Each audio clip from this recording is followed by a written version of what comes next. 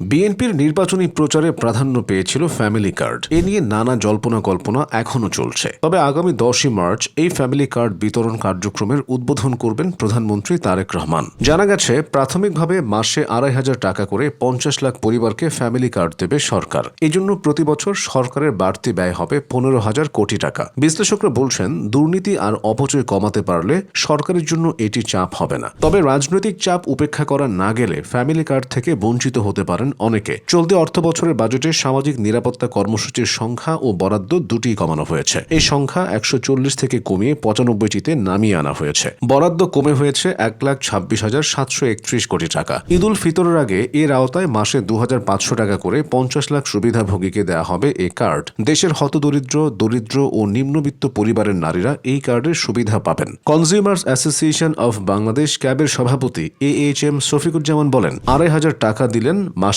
মাসে, কিন্তু মূল্যস্ফীতির লাগাম যদি টেনে না ধরা হয় তাহলে জীবন ধারণের জন্য প্রাথমিক প্রয়োজনগুলো পূরণ করা কষ্ট হবে। জাতীয় রাজস্ব বোর্ড NBR এর সাবেক সদস্য আমিনুর রহমান বলেন, আমরা একটা প্রায়োরিটি হিসেবে নিতে পারি যে এই কাজগুলো করব এবং এগুলো আমরা এই ধাপে করব। সরকারি রাজস্বের এখন যে অর্থনৈতিক অবস্থা, তাতে একবারে সবগুলো দেওয়া সরকারের জন্য খুবই চ্যালেঞ্জিং। এর ভেতরে ফ্যামিলি কার্ডের কথা শোনা যাচ্ছে, বৃক্ষরোপণের কথা শোনা যাচ্ছে। এইসব কাজের জন্য তো আরও অর্থের প্রয়োজন হবে।